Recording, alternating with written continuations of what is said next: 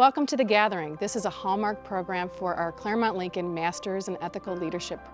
The Gathering is an opportunity for students and faculty to come together and to be able to meet with world-class leaders from a variety of fields. We've had executives from eBay. We've had the CEO of Trader Joe's. Jerry Hirsch, for example, named one of the top 25 philanthropists in the world. Making the world a better place, finding ways to create harmony, helping people learn the skills and then have them put it to work in their environment. I already have a master's in business, but I wanted to get some more of that ethics and some more of that leadership, hopefully inspire others. It's really a way to put together a lot of pieces that I've been exploring on my own in my life, and this is a way that it puts it together in an organized fashion that lets me explore internally and figure out things that I can do in the workplace. Tonight you're going to meet with Nicole Maloney. She is renowned for her photography.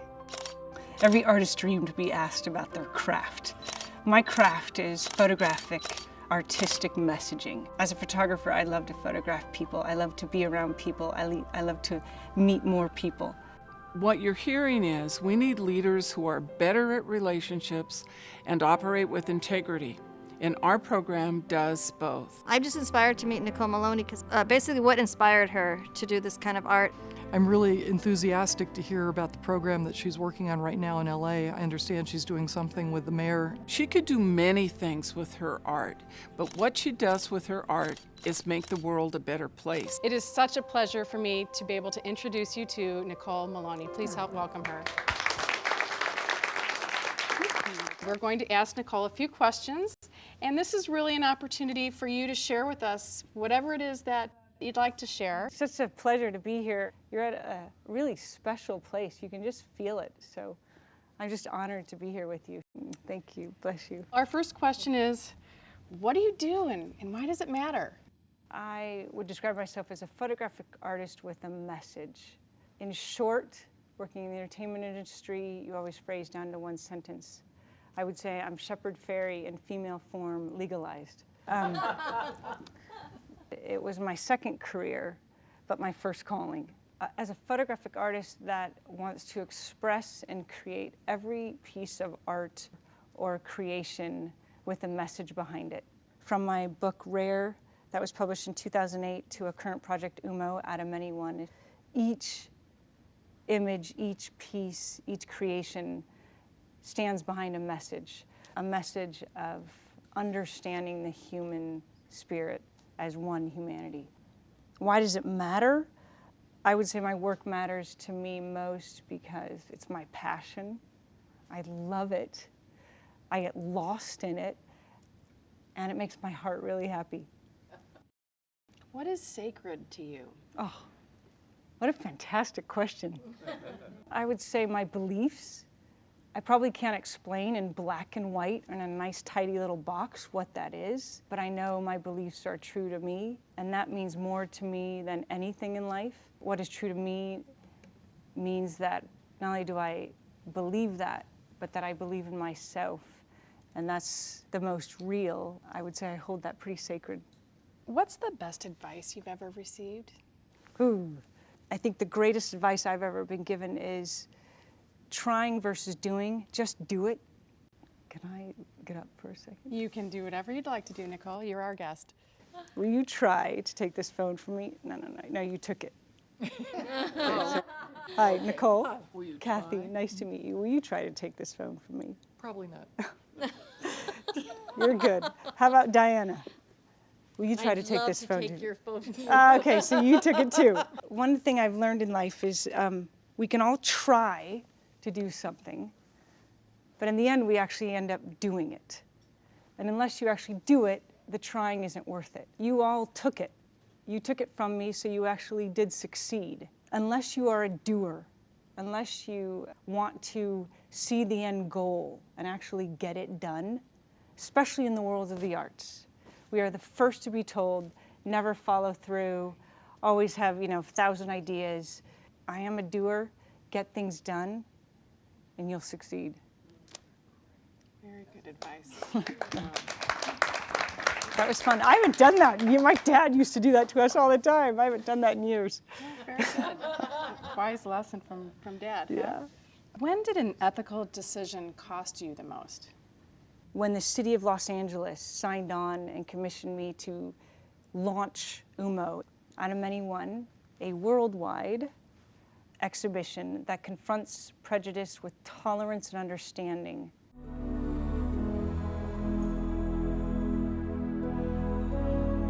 I'm not a terrorist.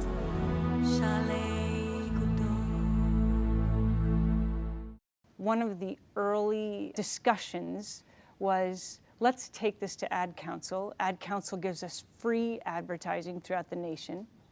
Ad Council does messages like Smokey the Bear, don't start forest fires, or no littering, and shows the ad with the American Indian crying. When Ad Council heard the full description and my sort of 5 pillars of many based on race, religion, gender, socio-economic status, and sexual orientation, they said, well, if you remove the religious, we're in. And I said, you know, what's that all about? And they said, well, we won't touch anything that smells, tastes, sounds, anything religious, anything to do with beliefs. So the city was, what are you gonna do? And I'm like, we're walking.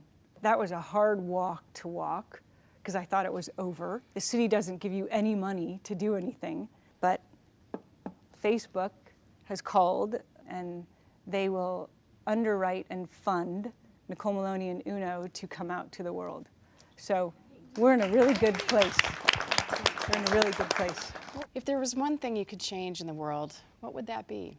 Quality education for all would be phenomenal. And when I say that, it's not, oh, we have public schools and everyone in America can go to school.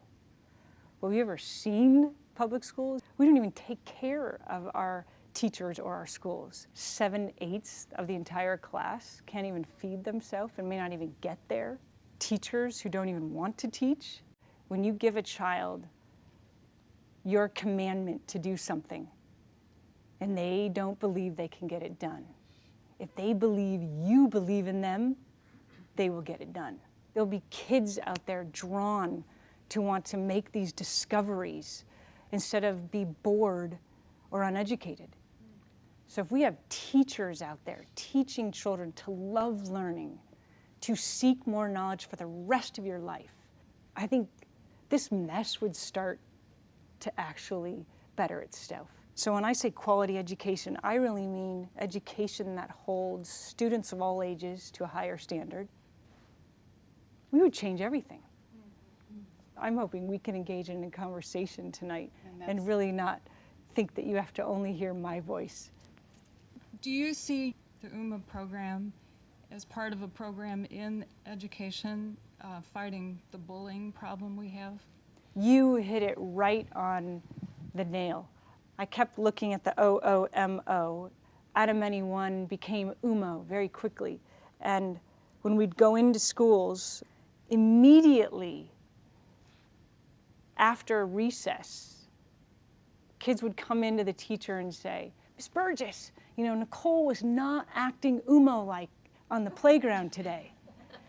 And we'd say to them, why did you say that? She hurt my feelings, I didn't feel included. The city got very excited about the idea. And what's even more fun is we've designed it that every kit that comes into a school comes in a cube.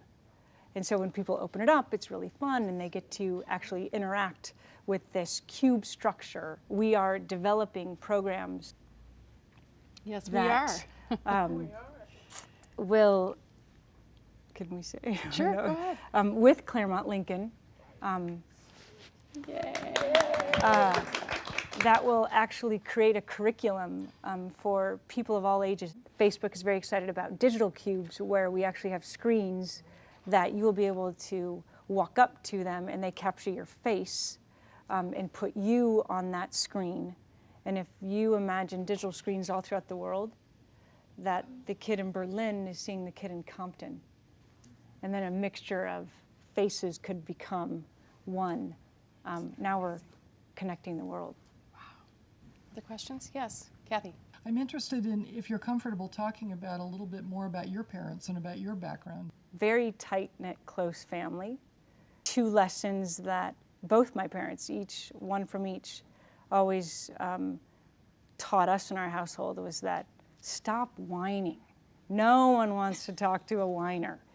If a friend did something to you, wrong, if you were even hurt, she would always take it to another level and say, well, think about the others who are hurting. I think it's a mixture of a lot of things. Like being one girl out of two boys who were always the jock, stud, superstar football and golfer. I had to make a name for myself, and